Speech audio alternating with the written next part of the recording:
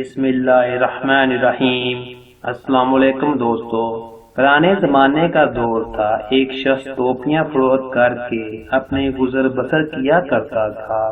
لوگ اس وقت ننگے سر رہنا اچھا نہیں سمجھتے تھے، اس لیے اپنے سروں پر ٹوپی یا پگڑی رکھتے تھے۔ ایک دن گرمی کے موسم میں ٹوپیاں بیچنے والا دوپہر کے وقت ایک درخت کے سائے کے نیچے لیٹ گیا اور اسے نیند آ گئی۔ اس کے برابر میں ٹوپیوں سے بھرا ہوا تھیلا رکھا ہوا تھا۔ جب سو کر اٹھا تو اس نے دیکھا کہ ٹوپیوں سے بھرا ہوا تھیلا غائب ہے۔ اچانک اس کی نظر درخت کے اوپر بیٹھے ہوئے بندروں پر پڑی، جہاں بندر اس کی ٹوپیوں سے کھیل رہے تھے۔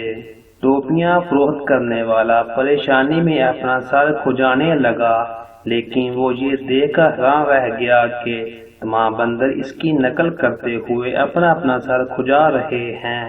اس نے ایک دو حرکت کی اور بندر اس کی ہر حرکت کی نقل کرتے رہے۔ اچانک اس کے ذہن میں ایک آئیڈیا آیا۔ اس نے اپنے سر پر سے ٹوپی اتار کر زمین میں پھینک دی۔ درخت پر موجود تمام بندروں نے اس کی نقل کرتے ہوئے اپنے اپنے سروں سے ٹوپی اتار کر زمین پر پھینک دی۔ اس طرح ٹوپیوں کے مالک نے اپنی ٹوپیوں کو جمع کیا، تھیلے میں دوبارہ ڈال کر واپس کی راہ لی۔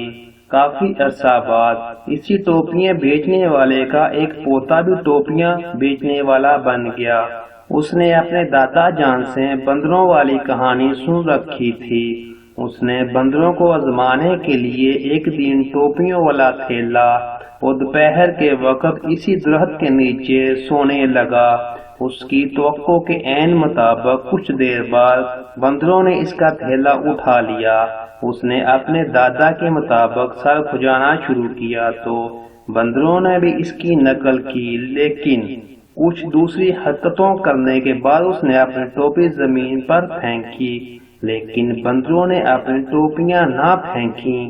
ابھی وہ سوچ ہی رہا تھا کہ ایک بندر درخت سے نیچے اترا، زمین پر پڑی ہوئی ٹوپی اٹھائی، پھر اس نے ٹوپی کھوج کے تھپڑ مارا اور کہا کہ بے وقوف، کیا تم سمجھتے ہو کہ صرف تیرا ہی دادا تھا جو تجھے کہانی سنا گیا؟ ہمارا دادا بھی تھا، ہمیں بتا گیا کہ آئندہ کسی ٹوپی فروش کے ہاتھوں میں بے وقوف نہیں بننا، اس لیے ہم بندروں نے تمہاری نقل میں اپنی ٹوپیوں کو اپنے سروں سے اتار کر پھینکنے سے انکار کر دیا تھا۔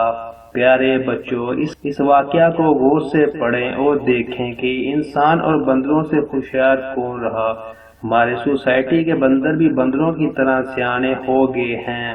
آج اگر ہم دیکھیں تو ہماری سوسائٹی میں دوسروں کو بے وقوف بنانے کی وبا عام ہے اور ہر فرد اپنے مفاد کی خاطر دوسرے کا گلا کاٹنے پر تلا ہوا ہے۔